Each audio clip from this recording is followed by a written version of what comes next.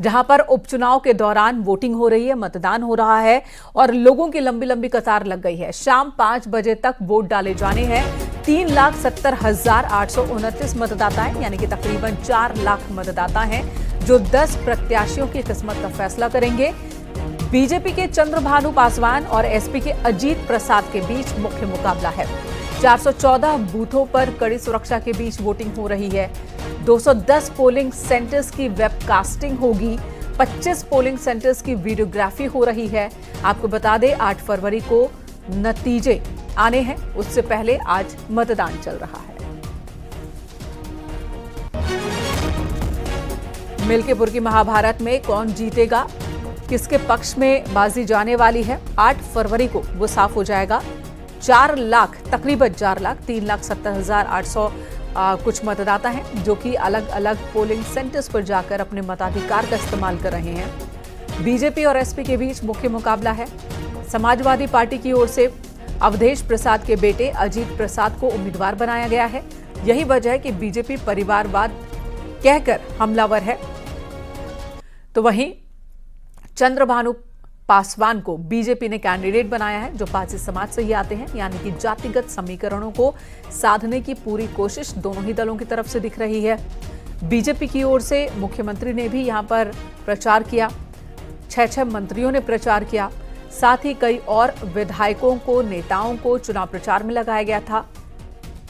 हर जाति को साधने के समीकरण के तहत, रणनीति के तहत चुनाव प्रचार जोर शोर से दोनों ही दलों की ओर से किया गया। समाजवादी पार्टी की ओर से भी अखिलेश यादव, डिंपल यादव और सभी बड़े चेहरे चुनाव मैदान में अपने कैंडिडेट अजीत प्रसाद के पक्ष में वोट की अपील करते नजर आए। चुनाव प्रचार धुआंधार चला और अब इस एक सीट पर आज वोटिंग हो रही है।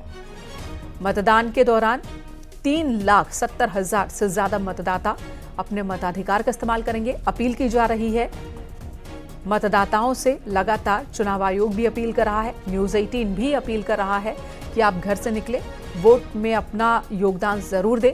भले ही इस एक सीट के नतीजों से विधानसभा के अंदर कोई बदलाव नहीं होना है, बहुत ज्यादा असर नहीं होना है, लेकिन अपने मताधिकार का इस्तेमाल जरूर करें। यह आपका अधिकार भी है और कर्तव्य भी है। मिल्कीपुर में समाजवादी पार्टी के अवधेश प्रसाद विधायक थे और उनके इस्तीफे की वजह से ये सीट खाली हुई।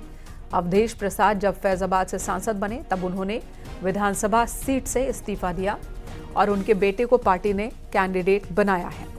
अवधेश प्रसाद का दावा है कि बेटा एक बार फिर जीतेगा, समाजवादी पार्टी की ही जीत होगी। वहीं बीजेपी का कहना है कि मिल्कीपुर की जनता अब बीजेपी के साथ है।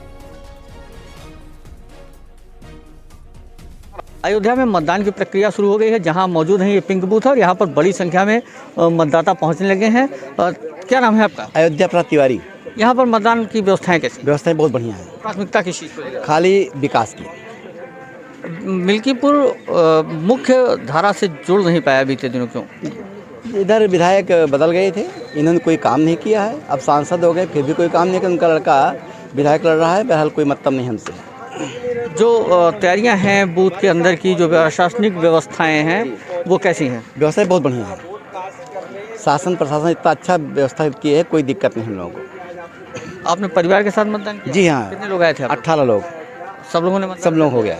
मतदाताओं ने मतदान किया है और पिंक बूथ पर शुरुआत हो चुकी है वोट की। सुबह 7 बजे से वोटिंग की जो प्रक्रिया है वो शुरू हो चुकी है और शाम को 5 बजे तक मतदान होगा। लगभग 1,000 से ज़्यादा मतदाता यहाँ पर मतदान करेंगे और युवा भी इस पूरे मतदान में बहुत तेज़ी के साथ आए हैं और बाकायदा यहाँ पर मतदान कर रहे हैं। जिस तरीके की यहाँ पर जो व्यवस्थाएं हैं, जो तैयारियां हैं। बेटा, आप मतदान किया आपने?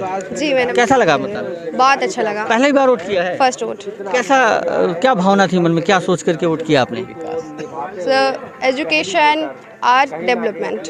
अच्छा, मिल्कीपुर क्या लगता है, युवा क्या सोचते हैं कि मिल्कीपुर में विकास क्यों पीछे रह गया? सर विकास ज़रूरी भी है क्योंकि यहाँ पे ना एजुकेशन बहुत वीक है सर। एजुकेशन की कोई पॉलिसी नहीं है कि आप अगर कहीं ज्वाइन करना चाहो एक लाइब्रेरी, तो वो भी कोई ढंग की लाइब्रेरी नहीं है। अंदर जहाँ आप वोट कास्ट करने गए थे वहाँ व्यवस्थाएं ठीक थी? हाँ, बहुत बढ़िया सिक्योरिटी है सर। तो ये थे हम पिंक बूथ पर, जहां पर मतदान की प्रक्रिया शुरू हो चुकी है। सुबह 7 बजे से शुरू हुआ मतदान देर शाम 5 बजे तक चलेगा। इस दरमियान 1000 से ज़्यादा वोटर केवल इसी बूथ पर मतदान करेंगे। इस तरीके के लगभग 441 बूथ बनाए गए हैं और तमाम जगहों पर मतदान का जो क्रम है वो शुरू किया जा चुका है। कैमरा पर्सन सर्वेश के साथ निमित गोस्वामी, न्यूज़ 18 अयोध्या।